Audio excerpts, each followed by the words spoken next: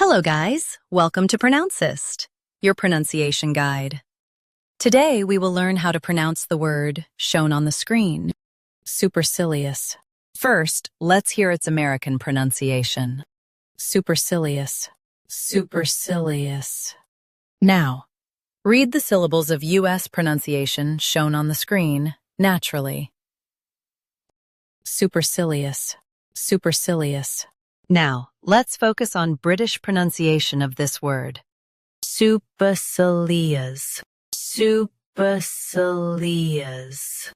Now, read the syllables of British pronunciation shown on the screen naturally. Supercilious, supercilious.